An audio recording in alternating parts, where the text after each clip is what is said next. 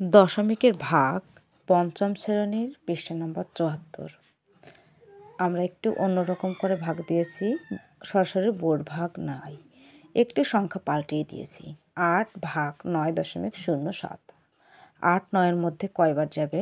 একবার। তাহলে ৮ একে ৮। ৮ আছে কত হলে ৯-এর সমান যায় ১ হলে। ভাজ্যে দশমিক আসে, আমরা ভাগ পালে দশমিকটা উঠিয়ে দেব। এখন ০ পরবর্তী একটা অঙ্ক লাগালাম, তাহলে হলো ১০। ৮ একে ৮।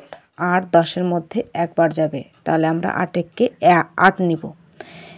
৮ থেকে তাহলে ০ সমান ২ হলে হাতে ১ মিলে গেলে ২২ বসে না। এখন আমরা ৭ লাগালাম, তাহলে হলো ২৭।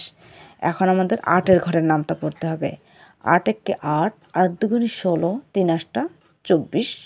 ৪ বার নিলে বেশি হয়ে যাবে, ভাগের ক্ষেত্রে বেশি নেওয়া যাবে না। তাহলে ৪ আছে কত হলে ৭-এর সমান যায়? ৩ হলে। ৩ হলে দশমিক থাকলে যতক্ষণ অঙ্ক না মেলে ততক্ষণ আমরা শূন্য নিতে পারি। তাহলে একটা আমরা শূন্য নিলাম, দেখি অঙ্কটা মেলে নাকি। ৮ একে ৮, ৮ দুগুণে ১৬, ৩ ৮টা ২৪, ৪ ৮টা ৩২, ৩ ৮টা ২৪। ৪ আছে কত হলে ১০-এর সমান যায়? ৬ হলে। তাহলে বন্ধুরা বোঝাই যাচ্ছে, আবার যদি আমরা শূন্য নিই ২৭টা ৫৬ হবে, অঙ্কটা মিলবে না। তো আমরা এখানে ভাগশেষ আমরা রেখে দিচ্ছি, আর ভাগফল কত হলো ১.১33। আর এটা হচ্ছে ৬ হচ্ছে ভাগশেষ। আমরা পরবর্তী আরেকটা অঙ্ক দেখি দশমিকের। ৬ ভাজক ভাজ্যে আছে ০.৮৬৮। যেহেতু আমরা শূন্য দিয়ে ভাগ দেব, দশমিকটা আমরা ভাগফলে তুলে দিলাম। এখন ৬ আমরা লাগালাম। ৬ ৬-এর মধ্যে একবার যাবে, ৬ একে ৬।